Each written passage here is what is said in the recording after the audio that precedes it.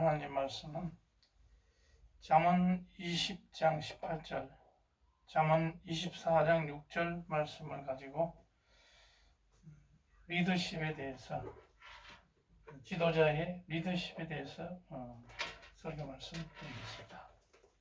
제가 읽겠습니다. 20장 18절. 경영은 의논함으로 성취하나니 지략을 배우고 지략을 베풀고 전쟁할지니라. 24장 6절. 너는 모략으로 싸우라. 승리는 모사가 많음에 있느니라. 아멘.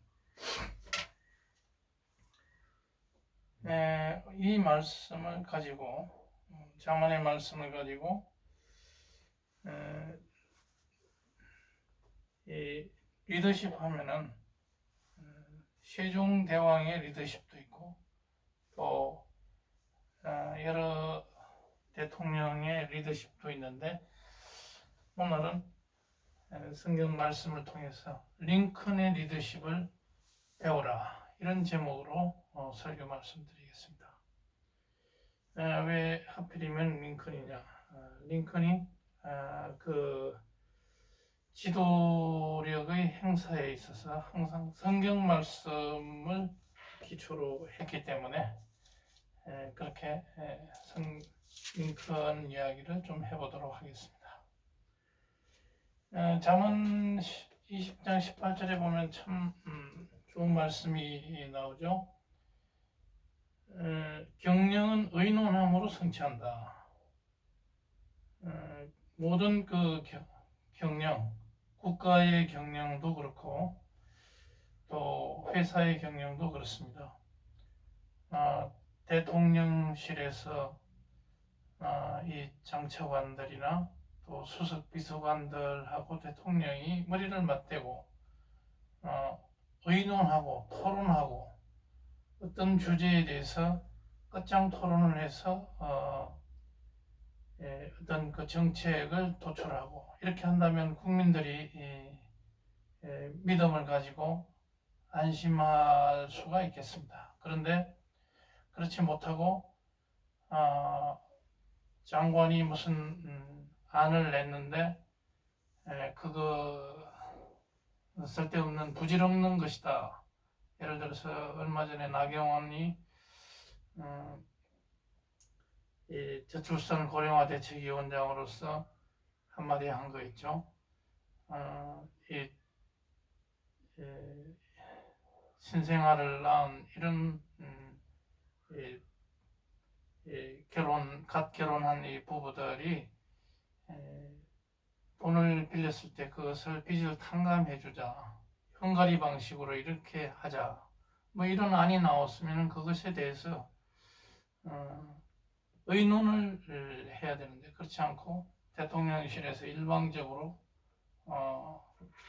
린처를 가하고 그것은 터무니없는 그런 결정되지 않는 사안이다, 이렇게 해버리면은 밑에 사람들이 의견을 낼 수가 없습니다. 겁이 나서 낼 수가 없고 도저히 그 밑에서 일할 사람도 없을 것 같아요. 그렇게 우격다짐으로 하는 데서 어떤 진정한 의논이 나오지 않을 것이다. 그래서 그것도 그렇고, 그 뒷부분에 보면 지략을 베풀고 전쟁할지라. 우리가 전쟁을 할 때도 우리가 북한과 남한이 만약에 전쟁을 한다면 남한이 압도적으로 물자가 우세합니다. 돈도 많고 장기전으로 갔을 때 우리가 이길 가능성이 많죠. 무기도 많고. 그렇지만 전쟁은 그것이 전부가 아니다. 스파르타하고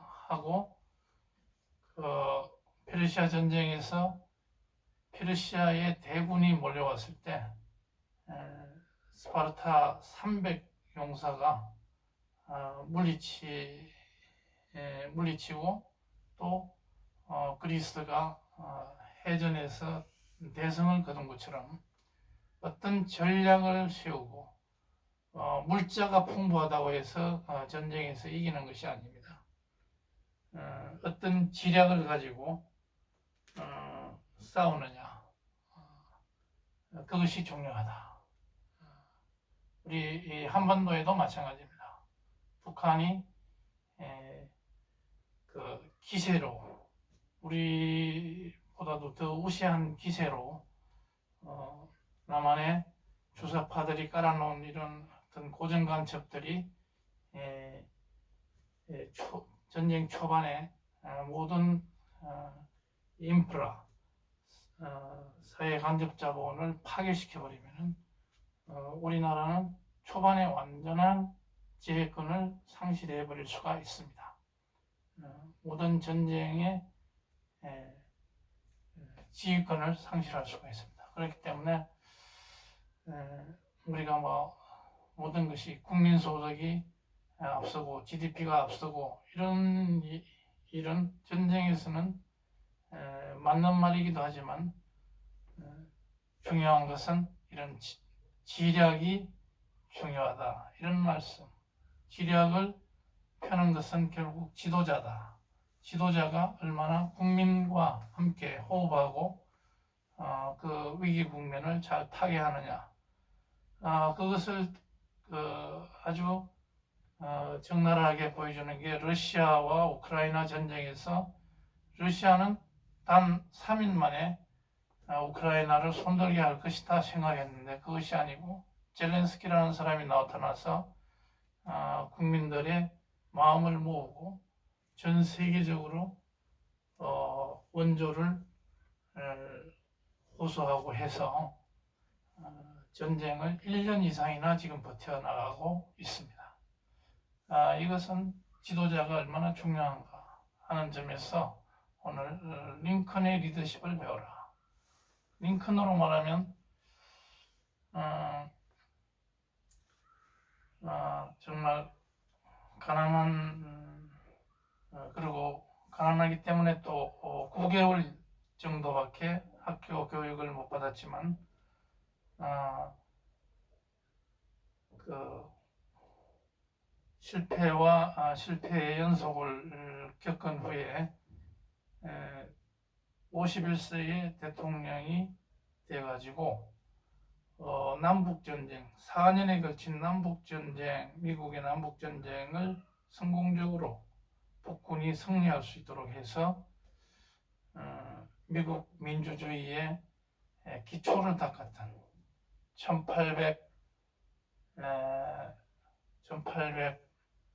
1860년대 그때의 그 혼란한 미국의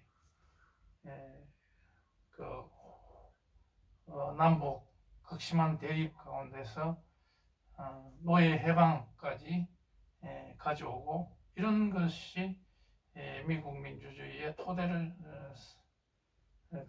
토대를 쌓았다. 이런 측면에서 링컨의 리더십이 상당히 궁금해지는 겁니다. 우리나라는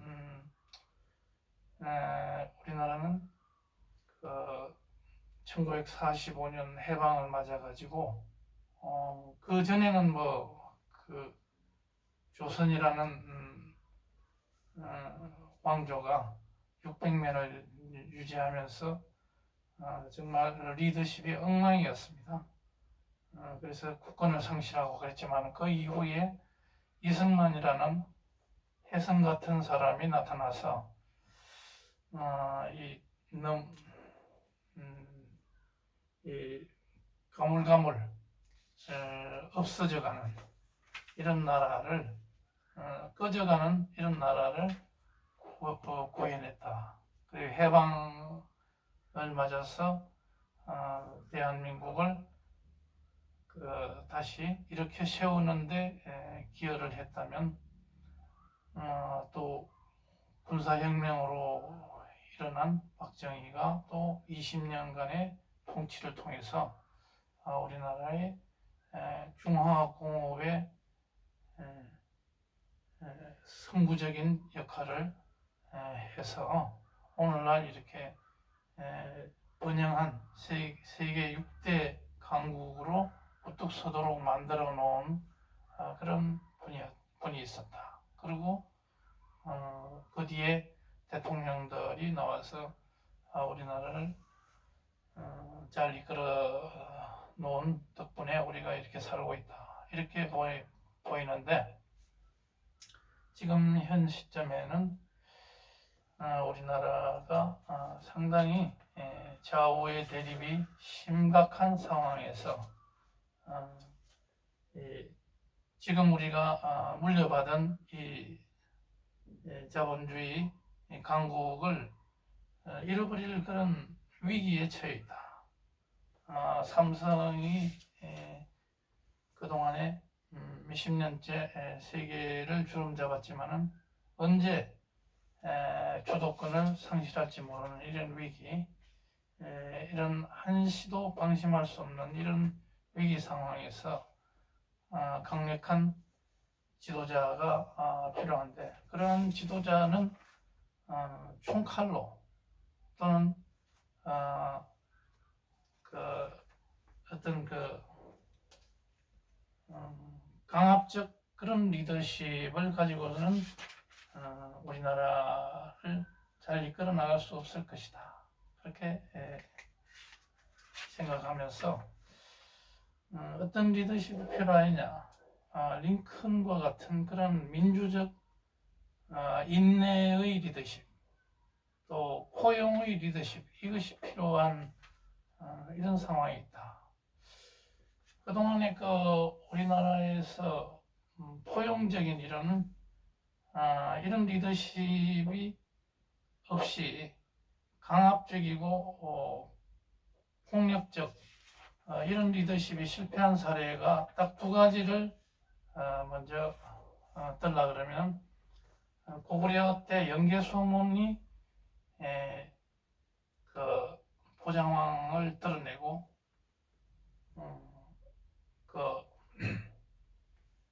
그 왕을 폐위시키고 자기가 독재권을 행사하면서 이 당나라를 맞이해서 싸우기는 잘 싸웠습니다만은 결국 그러한 독재가 이 왕권을 좌지우지하는 이런 독재 세력이 자기 자손 때에 와가지고 완전히 집안 싸움으로 결국은 고구려가 멸망하는 그런 결과를 가져왔다. 그래서 결국은 국가를 잃어버리는 그 많은 넓은 영토를 결국은 중국의 손아귀에 내주는 그런 꼴이 됐다. 나중에 대조영이 나와서 이렇게 얼마간 그 땅을 유지는 했지만 결국 다 넘어갔다. 그런데 또한 그런 어떤 대단한 독재 권력이 바로 박정희 대통령이었습니다. 박 대통령은 20년간 통치하면서 어느 정도는 잘해왔다고 하지만 말년에 가가지고 민의를 반영하지 않는 자기의 어떤 고집과 아집, 독선 이런 것 때문에 결국은 차지철과 그 주변 사람들과의 그 알력 관계, 그런 그 틈바구니에서 결국은 저격을 당하고 죽었던 것입니다. 이것은 결국은 제 아무리 좋은 정책을 펴더라도 그 리더십 자체가 굉장히 민주적이고 또 포용의 리더십이 안 되면은 결국은 물거품이 되는 그런 리더십이 될 수밖에 없다. 그런 측면에서 지금 윤석열 대통령도 그러한 전철을 밟지 않아야 될 것이다. 이런 우려하는 마음으로 어떤 링컨의 이러한 포용의 리더십과 또 용병술, 인재 활용의 달인이라고 할 수 있는 이 링컨에게서 배워야 된다. 남을 끌어안아야 되는 그런 용병술.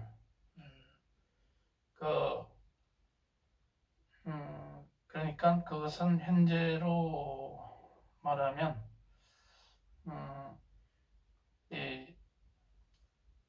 국민의힘 당이 2024년 4월 총선에서 1년 정도 남은 총선에서 과반 이상을 확보하지 못한다면 대통령으로서 여러 가지 개혁 정책을 해나가기가 힘들다 하는 말씀을 드리고자 하는 겁니다. 그렇기 때문에 국민의당에서는 그 1년 3개월 후에 있을 이러한 총선에서 이길 수 있는 방안이 뭔가, 그것은 그 국민의힘의 장수들을 많이 길러내야 된다. 근데 현재는 어떻습니까? 장수들을 전부 하나씩 잘라내고 있습니다. 그 장수, 정치에 있어서 장수란 뭐겠습니까? 바로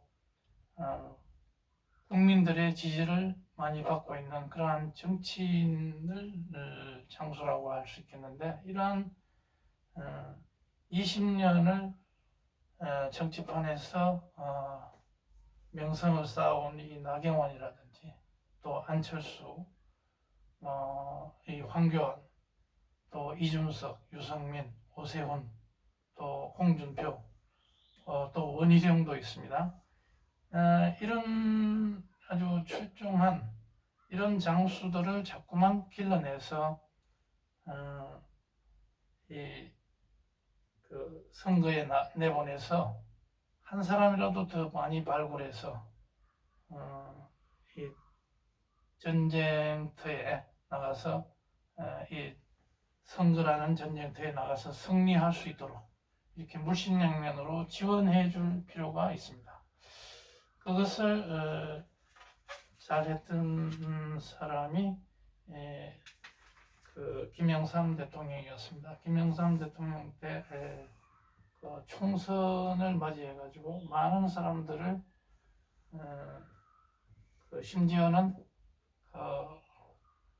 그 김문수나 이재호 같은 이런 그 노동계에 있는 사람들, 좌파에 있는 사람들도 공천을 줘서 정치적으로 성공할 수 있게 만들었고 많은 인재를 키웠습니다. 그리고 그 당시에 후계자를 9명이나 해서 구룡이라 해서 너무나 많은 인재를 키워서 거기서 결국은 자총수를 둬서 후계자들이 그 대통령을 잊지는 못했지만 그래도 그 구룡들이 오늘날까지도 큰 영향력을 미치고 있다. 그래서 그 정치인들의 그 쓸만한 그 싹을 알아보고 그 정치인을 발굴해서 키워내는 것, 노무현도 YS가 키워낸 사람 중에 한 사람이었습니다. 그만큼 무명의 인사를 이렇게 발굴해서 키워내는 것이 정말 중요하다. 무조건 죽일 생각을 해서는 안 된다. 지금은 어떤 상황이냐면 야권이 워낙 그 강한 싸움으로 걸고 나오기 때문에 신인을 발굴해가지고 인력 스타로 키우기는 힘듭니다. 그렇기 때문에 기존에 있던 장수들, 역전의 용사들을 그 전쟁터로 불러내서 그 사람들이 승리할 수 있도록 도와주는 것이 대통령이 해야 될 일이다, 이렇게 보는 겁니다. 그 링컨이 이 수없는 이런 젊은 시절의 실패, 그것을 통해서 아주 단련이 된 그런 사람이었고, 그렇기 때문에 그 젊은 시절에 대해서 말씀드릴 시간은 없습니다. 단지 그 링컨의 포용의 리더십, 그것이 어떤 것이었나. 대통령이 됐을 때 그 국방장관을 스탠선이라는 장관을 임명했습니다. 전쟁성 장관. 인재 등용의 특징은 뭐냐면 개인 사적인 감정과는 무관하게 그 사람이 그 자리에 정말 필요한가 안 한가, 그것만 보고 인물을 등용을 했습니다. 스탠선이라는 사람은 링컨을 아주 조롱했던 그런 사람인데도 불구하고 국방장관을 임명했다. 그 다음에 그랜트 장군이라고 남북전쟁을 승리로 이끈 사람이 있습니다. 그런데 이 사람은 술주정뱅이 출신입니다. 그야말로 개차반이고 이럴 데 없습니다.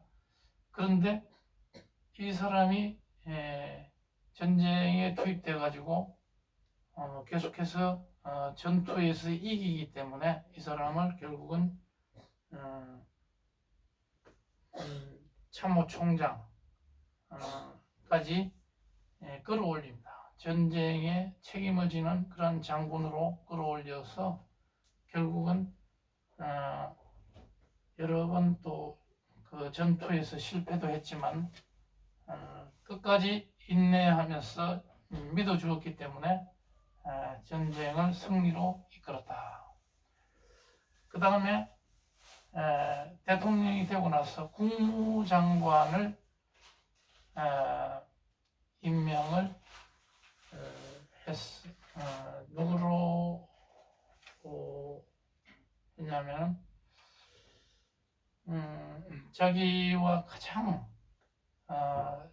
적대 관계에 있는 사람을 임명을 했습니다. 그렇게 하고서 계속해서 그런 국무위원들과 대화하고 토론하는 이런 가운데서 대통령직을 잘 수행했다 하는 것이고, 그렇게 보면 링컨은 포용의 리더십이고, 그것은 한마디로 자기하고 경쟁을 벌였거나 아주 자기를 인간적으로 모욕을 주던 이런 사람일지라도 그 사람에게 실권을 주어서 그 사람이 링컨의 그 추구하는 바를 달성할 수 있도록 그렇게 했던 것입니다. 국무장관 윌리엄 시워드라고 하는 사람이 그러한 사람이었습니다. 링컨을 철저히 무시하던 그런 사람이고, 또 재무부 장관으로 세먼 체이스라는 사람, 이 사람은 선거에서 적수였습니다. 아주 안 좋은 감정을 가지고 있는 이런 사람에게 막중한 임무를 줬습니다. 그것은 그 사람이 개인적으로 링컨과는 사이는 안 좋지만은 그 직위에 합당한 적합성 기준을 가지고 그 사람에게 일을 맡겼기 때문에 링컨은 결국은 이 정치를 잘 성공적으로 이끌 수 있었다 하는 것이고, 그래서 링컨의 이 포용의 리더십을 한마디로 말씀드리자면 좋고 나쁨의 기준이 아니었습니다. 저 사람이 나한테 좋으냐 안 좋으냐, 나하고 감정이 좋으냐 안 좋으냐, 이 기준이 아니라 그 사람이 그 직위에 필요하냐 안 하냐, 이것만 따졌던 겁니다. 그렇기 때문에 성공할 수 있었다. 그런데 우리나라에서 좋고 나쁜 것을 가지고 인재를 등용하는 대통령 중에는 박근혜와 윤석열 대통령이 있다. 박근혜 대통령도 자기에게 좀 굽신굽신 잘하는 사람이면 등용을 하고, 그렇지 않으면 내치고, 윤석열 대통령도 약간 그런 성향이 있어 보입니다. 그래서 정적 경쟁자를 요직에 등용하는, 그래서 남북전쟁을 승리로 이끄는 이러한 링컨의 리더십에서, 포용의 리더십에서 폭넓은 인재를 중용함으로 인해서 어려운 그 당시의 상황, 남북이 분열하고 이런 것을 극복하고 미국을 통일된 연방국가로서의 어떤 틀을 확실하게 잡았다. 민주주의의 토대를 확실하게 구축했다. 이런 점에서 링컨은 굉장히 훌륭한 리더십을 가지고 있었다.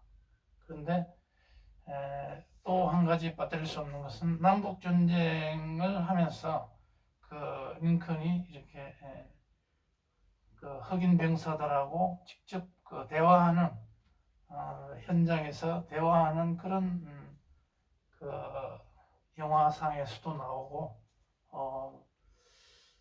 그것을 보면서 직접 병사들과 대화하면서 전쟁 초기에 남군이 왜 우위에 있었는가, 이것을 알아냈습니다.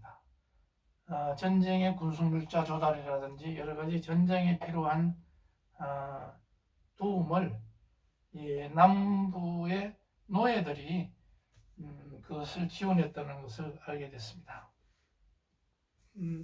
그래서 그것을 못하게 하도록 이렇게 방침을 세웠고, 그 다음에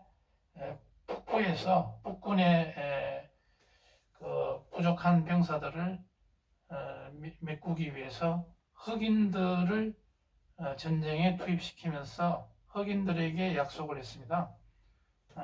전쟁에 가서 그 전쟁에 참여하는, 종군하는 대가를 백인들과 똑같이 주겠다, 이렇게 약속하니까 수많은 흑인 병사들이 그 군으로 자원 입대해가지고 전쟁을 성공적으로 이끄는데 많은 도움을 줬다. 이런 말씀이 되겠고, 링컨 하면은 그렇게 해서 국민과의 어떤 그 소통을 할 수 있었고 결속을 가져왔다. 그런 이면에는 설득의 정치, 그 다음에 겸손의 리더십, 이것이 작동을 했다, 이렇게 보는 겁니다.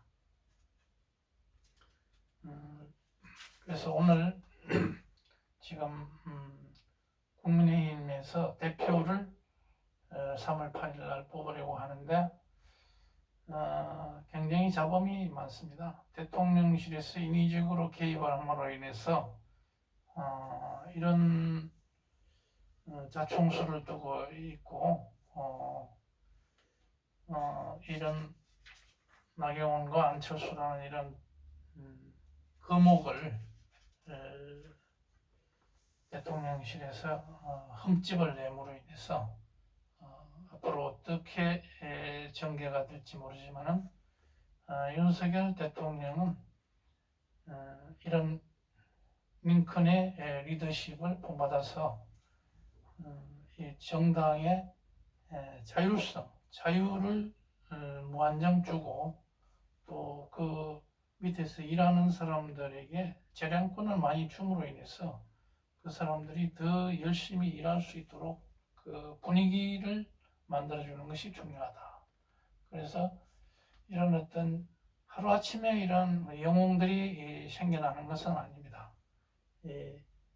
전쟁, 선거라는 이 전쟁터에서는 역전의 용사들, 주민들의 그 지지를 받고 있는 이런 사람들이 바로 장수고 영웅입니다. 이 사람들을 아주 잘 대접해주는 그런 정당이 됐을 때 그 전제 선거에서 이길 수 있고 또 그러한 어떤 장수들을 주변에 많이 둠으로 인해서 윤석열 대통령은 여러 가지 험난한 이런 공격으로부터 자기를 막아낼 수 있을 것이다.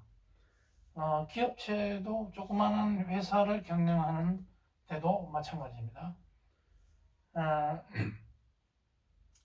그 각 부서의 짱들, 부장급들을 10년 이상 된 이러한 부장급들을 하나의 장수로 생각해서 그 사람들이 그 자리에서 잘 뛸 수 있도록 지원해주고 용기를 북돋아주고 그렇게 했을 때 그 사업체가 여러 가지 위험을 여러 가지 어려움을 무릅쓰고 사업체가 건강하게 잘 유지될 수 있을 것입니다. 그렇기 때문에 이런 어떤 산전수전을 다 겪은 이런 장수들을 중시하는 이런 리더가 그 성공할 수 있는 그런 자질을 갖췄다 이렇게 보는 겁니다. 그렇기 때문에 대통령실에서 이런 산전수전을 다 겪은 이런 어떤 국민의 지지를 받는 이런 리더들이 나하고 코드가 맞지 않다고 해서 싹을 잘라버리려고 한다든지 이렇게 해서는 그런 문화 속에서는 제대로 된 그런 리더, 중간 리더들, 장수들이 나타날 수가 없는 겁니다. 그래서 윤석열 대통령은 장수들로, 이런 많은 장수들로 방어막을 쳐야 됩니다.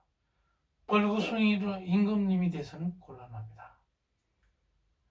장수를 기용하고 키워내기 위해서는 재량권을 무한정 주어야 될 것입니다.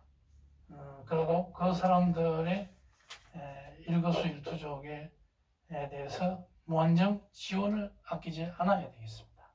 그렇게 하면은 자연히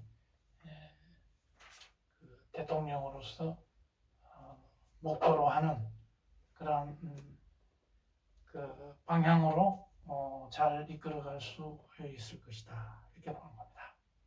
그래서 오늘은 이 잠언에서 배우는 이런 리더십이 다시 한번 상고해 보겠습니다. 경영은 의논함으로 성취된다. 우리가 의논하지 않고 혼자 독단적으로 나가는 그런 이런 리더십, 독재적 리더십은 성공할 수 없다 하는 것이고 또 이런 전쟁에 있어서는 이런 모략이 중요하다.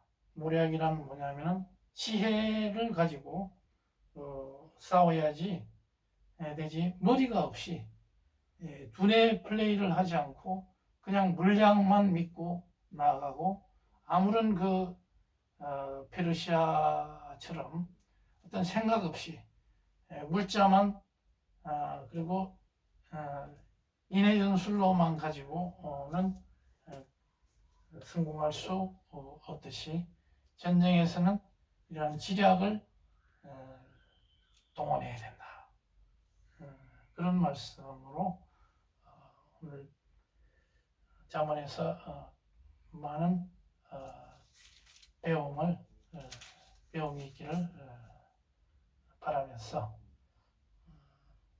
다가오는 이러한 선거에서 보수 우파들이 성공할 수 있도록 우리 모두 기도하고 도와 뒷받침할 수 있도록 해야 되겠습니다. 다 같이 기도하시겠습니다.